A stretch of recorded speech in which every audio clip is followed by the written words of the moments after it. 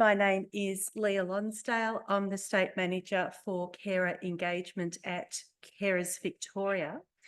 And just to let you know, Carers Victoria is the only body in Victoria specifically for unpaid family carers who provide support to loved ones, be it different, it might be a parent, a child, a sibling, a friend, anybody in our personal networks that we provide additional care for.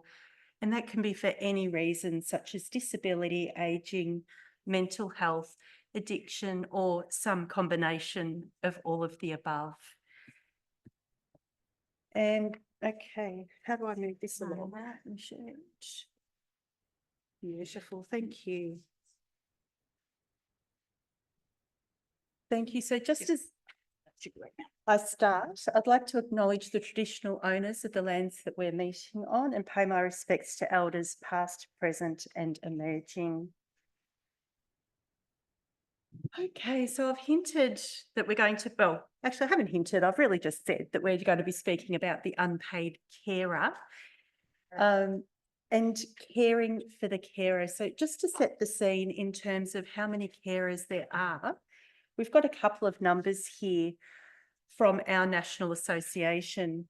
There are 2.65 million carers in Australia, which works out to about 1 in 10 people in the general population. In Victoria specifically, that's actually closer to 1 in 9 people. When this study was done a couple of years ago, there were 703,000, but it's predicted that by next year, that number for Victoria is actually going to reach 1 million carers just in Victoria. So we are talking about a surprising lot of people, even though it may feel in individual care roles that, perhaps they're, we're a bit isolated and don't know too many others in a similar situation. Deloitte did a study on the cost that it would cost the government in unpaid care if something, let's make it a great thing. Let's say every carer in Australia suddenly won Taps Lotto, magically vanished off to some lovely destination overnight, and it was up to paid people to provide that support. That would actually cost $77.9 billion every single year. And that is equivalent to over 1 million nurses' full-time salaries. So that's a lot of care being provided by a lot of families right across Australia. So coming along to the topic of caring for the carer, in some ways it's a bit of a no-brainer, why it's important to care for the family carers. Obviously, it's such a crucial role that carers do play. And without having that ability to sustain the role, certain challenges and concerns, are quite apparent. But of course, we love our numbers and we have done some research. What I'm presenting today is from the National Carer Survey done in 2022. We're collecting data currently for the 2024 survey, and I'll speak to that later. And this data actually gives us some really important insights about why it's so important to care for family carers. I've got a couple of different pieces of data up on the screen from 2022. And if you'd like to cast your mind back to that point in time, the ABC actually described 2022 as the year that COVID-19 officially hit Australia. There were toilet paper shortages. That's the context that the Victorian and the Australian population was in. So if we have a look at the quote there, carers are at significantly higher risk of poorer mental health and wellbeing than the general population in 2022 when COVID was hitting our shores.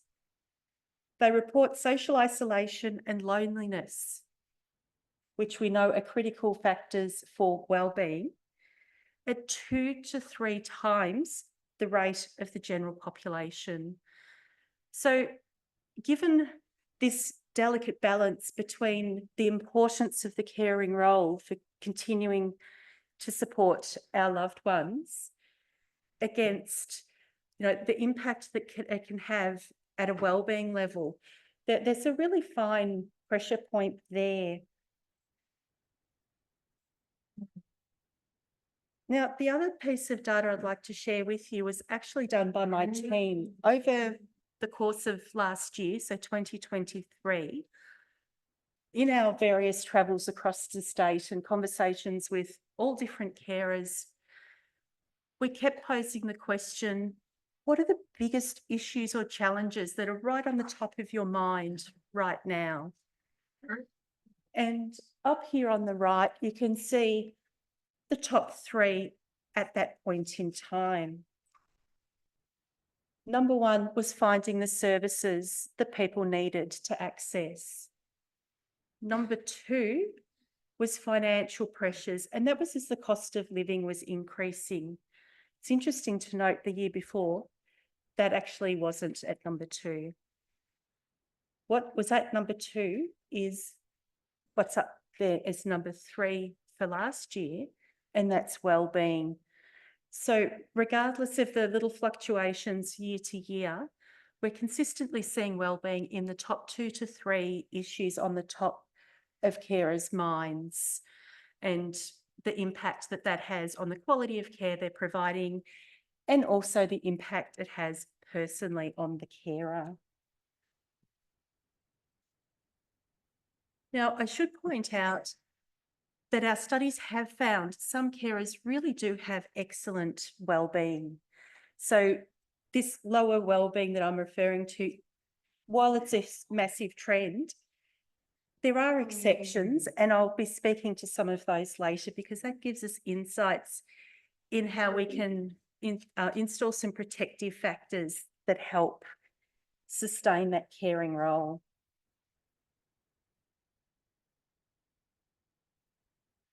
We often use the analogy of the oxygen mask. If you're on the aeroplane, you're buckling in your seatbelt, the attendants are giving you, the fancy hand signals with the exits and in case of emergency, and then the spiel about the oxygen mask. And they always emphasise the message that if that happens, put your own mask on first. And the reason is that it's really, really hard, if not impossible, to successfully support somebody if you're not also attending to what you need and putting your own oxygen mask on. As carers, we're not actually talking about oxygen in the context that we are on a plane, but in a wellbeing sense, we can see the comparison quite clearly.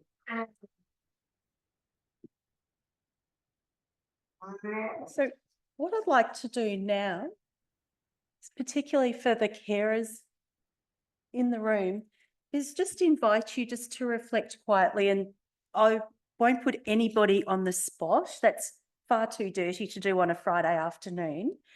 But I do invite you to just mentally place yourself along this scale of 1 to 10 for 2 questions. The first one is, how would you rate the quality of care that you provide to your loved one with NPC? The second question is, how would you rate the quality of care that you give to yourself as a carer? Is it different?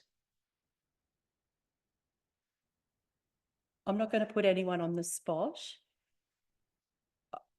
As someone who speaks to a lot of carers, and as a carer myself, I can give the insight that for many people, not universally, but for many people, there's a huge difference. The quality of care for the person they're caring for is usually far more up this end than the care provided to themselves. If you're finding that that's where you're placing yourself and you're seeing that gap, you might be interested in the next section. As I alluded to before, we have identified that there are 6 domains where we can take preventative or protective action to support carers. So if you're supporting a carer, these are things that you can be keeping in mind. If you're a carer yourself, it might be some kind of a checklist for you to go, okay, yep, maybe I can do a little bit more in this space. Obviously understanding that each caring role is unique and different, and there's different challenges and factors that come into the equation. A manageable care load is the first protective factor. By that, we don't mean 5 hours a week or 10 hours a week. In the National Carer Survey, it was actually found that the carers who have the lowest wellbeing were providing in the order of 107 hours per week to the care recipient. 107 hours. You compare that against a 38 to 40 hour full-time workload, that's extremely significant. So moving back from the 3 digits, the carers who seemed to have a better wellbeing or quality of life using for the researchers in the room, this was measured using the Personal Wellbeing Index. And yeah, around 70 hours was actually considered better, not, still it's got its challenges, not ideal for everybody, still significant, absolutely. But it was bringing carers back from that point of burnout that we were seeing at around 107 hours a week. Having access to supportive formal services for the person being cared for was also crucial. And the really important factor that we saw in the research was that support had to suit the carer as well. So if the person being cared for had particular programs, for example, respite opportunities that they were going off to, whatever it may look like, the timing had to work for the person. It needed to fit into the schedule. All of those logistics that wrap around, beyond just actually having the access to the service in the first place. And for those who like numbers, 2 out of 3 carers with lower wellbeing reported not having access to those kinds of services. Equally, access to carer services was very important, whether that was in the form of counselling, connection with other people in the same boat, or even other carers who just understand what it's like to have, that extra dimension in life, and access to respite when it's needed. They all make huge amounts of difference. Another one, of course, is feeling recognised and valued. We're all human beings. We love to feel recognised and valued. If we don't, it is detrimental in any situation, whether we're talking about work, family, a social place. The caring situation is no different. And if carers feel recognised and valued by community, service providers, government, family and friends, that's another protective layer or a protective factor for carer wellbeing. Similarly, we know social isolation is a critical factor for people's wellbeing, and that's universal.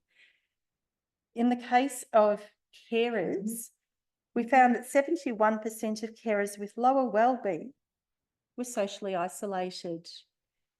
So having opportunities to get out and network with others, being able to go down and join in whatever it is, have a cup of coffee, go see a friend, whatever that might look like in someone's individual situation. Some carers find that feels selfish to be taking me time, but actually it's a really important protective factor in being able to continue delivering quality care. The last but not least is financial security. And that's probably crept up on everybody's radar with the cost of living over the last 12 or so months that we've all been seeing in the supermarket. So it's not so much an issue that there's no toilet paper on the shelf, it's the cost of the toilet paper. And in the case of carers, there's often additional costs, and for many, there's an impact on the ability to work or work the number of hours that people would prefer to. And so we do see that those financial situations and circumstances do play a role. There are different things that people can access. So if you are a carer, or even if you know a carer and you're concerned and you think, oh, look, you know, maybe something in one of these domains can assist, there are a number of services available to help, and they actually speak into these domains. At the end, I'll leave some of these brochures in the room. We've got a access service, so you can ring up and get connected with the local services in your area. The way the government set it up, there's a lot of different providers, and it can be a bit confusing to find exactly what it is. So if you give us a bell, we can help you find the ones that relate to the part of Victoria where you're located. Similarly, we can help access carer services, your local carer gateway provider, connections with support groups, other people. We run workshops around how to get financial assistance and access the different services available, and some carer skills. And they're also lovely opportunities to meet other people. So, of course, I'm heavily biased that I think Carers Victoria is a lovely organisation, but as a carer myself, I've actually used them time and again. So I would, if you haven't already, I would encourage you to have a look. And if you're up for a little bit of a challenge and you're thinking, oh, where I was on my quality of care for myself wasn't, you know, quite where I'd like it to be, you might like to set yourself the challenge of seeing if there's one of these domains that you might be able to do something about over the next week or so.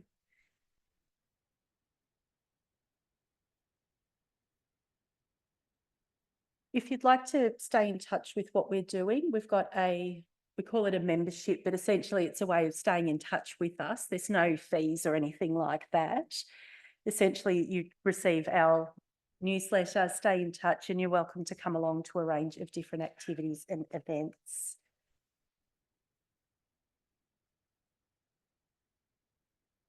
Yeah. I've been talking about the National Carer Survey from 2 years ago. At the moment, we're proudly promoting the 2024 survey. This is actually done across the country every 2 years. So if you're a carer, we invite you to take a copy of these. It does take about 20 minutes to do, so it's the kind of thing you might want to make a cuppa and sit down with when you've got a few minutes to spare. But as you can see, the information that we get is invaluable, and we use that to speak with governments about where they place funding and to advocate for a range of services that improve the lives of carers. And it's obviously the more carers that we're hearing from, the stronger that voice can be. So to conclude, I'd like to share the Carers' Bill of Rights. As a carer, I have the right to take care of myself, to rest when I'm tired, to eat well, to take breaks from caregiving when I need to. I have the right to recognise the limits of my own endurance and strength, to seek help from family, involved parties and the community at large.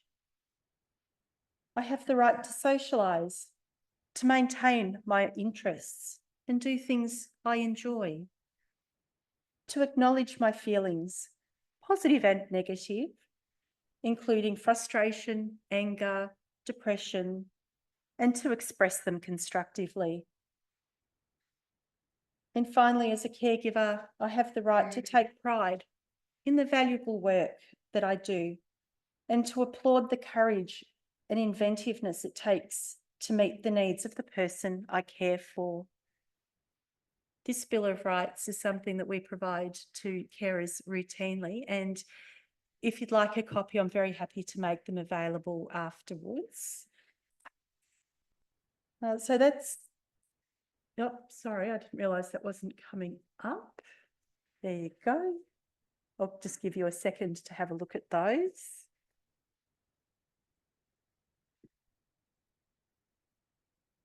Okay, and thank you very much